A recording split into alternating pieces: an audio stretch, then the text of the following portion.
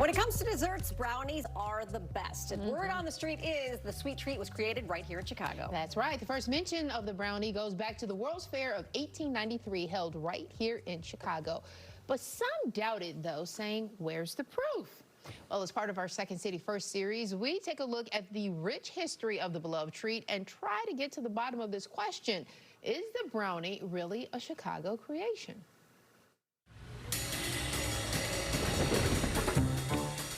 Chicago, the city where the skyscraper was born and the railways connect the country. It's always been a city with big ambitions, transforming itself from a small trading post on Lake Michigan to a world-class city. We wanted to be the Paris of North America. Those lofty goals were on full display as early as the 19th century during the World Columbian Exposition, also known as the World's Fair of 1893. That fair gave us the first Ferris wheel, the first moving walkways, juicy fruit gum, Pabst Blue Ribbon beer, Aunt Jemima pancakes, and the small, portable sweet treat. And we think that is how the brownie was born. Yes, the city of big shoulders, the city that makes no small plans, the second city reborn after the Great Chicago Fire, can lay claim to that ooey, gooey, fudgy piece of chocolate deliciousness called the brownie. Or can we? It's kind of one of the mysteries of the story. Legend has it, the brownie originated with a famous Chicago power broker. Bertha Palmer was president of the Board of Lady Managers at our great Chicago World's Fair of 1893. She asked her Palmer House chef, create a dessert, a small cake a lady could hold in her hand that I can serve at my women's building at the fair. But who was Bertha Palmer? I'm Lori Russell. I'm a local Chicago historian. And why was she making such delicious demands? Bertha married her husband, Potter Palmer, in 1870. He presented her with this gorgeous hotel, only to see it go up in flames in 1871. So the hotel, most of Chicago as we know it, is gone. Potter immediately starts rebuilding. Bertha urges everybody, please stay, rebuild. The new Palmer House Hotel rose from the ashes in November of 1873. The fixtures that are surrounding us were all designed by Tiffany. There are beautiful sculptures throughout the hotel. Some of them are accredited, some we don't know who made them, but they evoke romanticism and the glory of being here. This lovely fresco on the ceiling, the grand room. She wanted people to see and be seen in this lobby. From then on, Bertha Palmer was known as the Queen of Chicago. She was a philanthropist, an art collector, and one of the most powerful women in the city. So it was only natural that she would be appointed president of the Board of Lady Managers for the fair. She commissioned one of the many grand buildings that were erected. It was known simply as the Women's Building.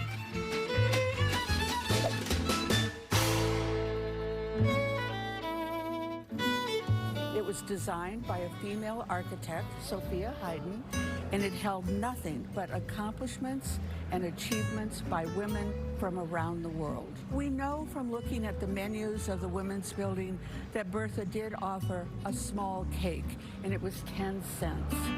But it was never called the brownie. The ladies loved it.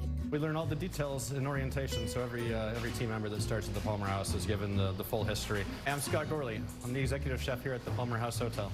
Gurley says the brownie recipe has been passed down from chef to chef over the years. People might think that it's probably hidden away somewhere in a vault or in a lockbox somewhere. That's just not the case. Actually, to the contrary, it's on our website.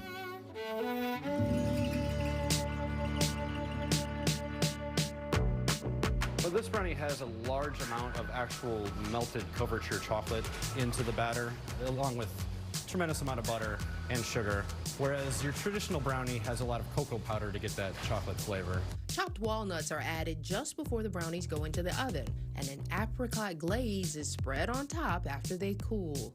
The hotel sells tens of thousands of them every year. So people must really like it, huh? And that would be an understatement, I would say. But apparently the Palmer House chef didn't know back in 1893 what he had created and how popular it would become. They put out Palmer House cookbooks 30, 40 years later that didn't have the brownie in it. That's the question, like, well, when did they discover this? Daniel Block is co-author of the book Chicago, A Food Biography. Now it is prominent in the Palmer House marketing, so it's kind of one of the mysteries of the story is where did it go? And when did it come back?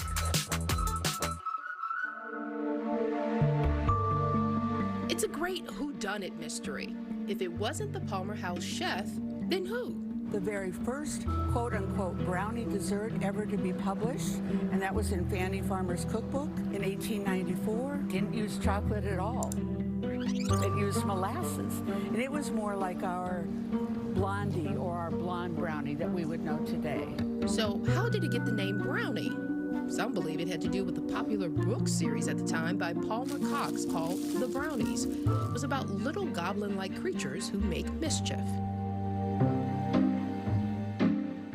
Well, this book was hugely popular, and everybody was trying to hook on to that brownie name. Kodak cameras became brownie cameras. The Girl Scouts started calling their youngest members brownies and giving them that chocolate brown uniform. Candies were made in the shape of little chocolate elves, and that is about the time the word brownie was associated with this type of dessert.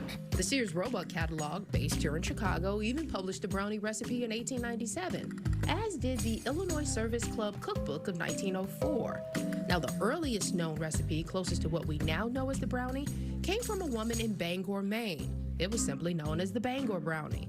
But with no definitive answer, one thing we can say for certain, Chicago is known for its pizza, hot dogs, even steak. And now we can add Bertha Palmer's brownies. It still keeps coming back to Bertha. It still keeps coming back to her, and I frankly think she should just own it. There aren't a bunch of people trying to debunk the Palmer House theory. So whether this is true or not, it's still a great story. Oh, it is a great story. The Palmer House takes full credit for inventing the brownie, by the way, crediting its pastry chef, Joseph Sell. It even has the recipe available on his website, as you heard from the current chef, and you can buy them at the hotel. Chef Gurley says they make about 750 on a normal day. Wow. 750 brownies every day, and they sell about 75,000 a year. That is crazy. They're good. Yeah, good. I can't take that out of that. They are delicious.